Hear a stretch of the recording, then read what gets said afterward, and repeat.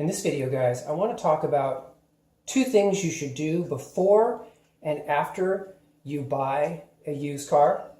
So if you're buying a used car, and let's say it's not just like a $500 kind of beater car. I mean, I wouldn't do this with a really cheap car, like a $500 to $600 car. You know, if you're going to spend $3,000, $5,000 and up on a car, I would first have a compression test done to make sure the car has good compression.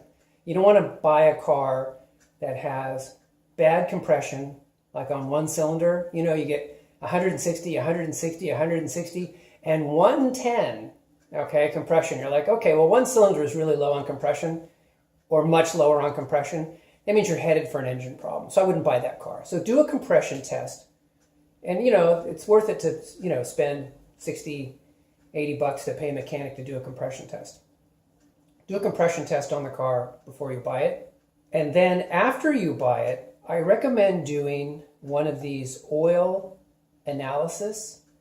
Now this one's by Blackstone Labs. And I've used Blackstone Labs before. I think their reports are very good. They cost you about, I don't know, $25, $30 for a report. And the reason why you want to do this is because, okay, you bought the car knowing it has good compression, but then the question is, how healthy is the engine really? In other words, do you have a bearing that's wearing out? Do you have piston rings that are wearing out? You know, these types of wear and wear metals can be analyzed in a Blackstone Lab report. And so, for example, let's say, I'm just going to give an example. Let's just say you buy a 5 to 6 year old, you know, Honda Civic. And the Honda has good compression, but then when you do the Blackstone Lab, in other words, you know, a month or so after you get the car, you do an oil change and you send an oil sample to Blackstone Labs, and the oil sample comes back and it says that you have high wear on a certain part of the engine. You may want to consider getting out of that car in the next 6 months or so, you know, in the next 3 to 6 months, you know, kind of make a window for yourself and say, hey, you know what, this car could be problematic. And you may want to just trade it in for something else or do something else like that. Because even though it's running well, it may be that the previous owner didn't really take that good a care of it. And so,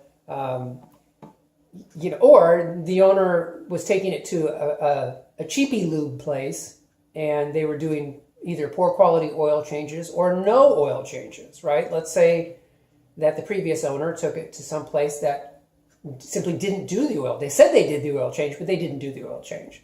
And so the car ended up going 20,000 miles without an oil change, basically, or between oil changes. And there, you have excessive amounts of wear. And it's like, okay, well, look, I don't want to be into a car for, you know, that long if it's got this kind of problem. So it's a very easy thing to do, and it's going to put you in the know about whether or not you want to commit long-term to that car. Because I have a theme, and the theme is you want to commit to a car long-term that has a very healthy engine and transmission. You want to get a car with a healthy engine and transmission, and you want to keep the car running for a very long period of time. So anyway, just wanted to share those two things that you can do before and after you buy a used car.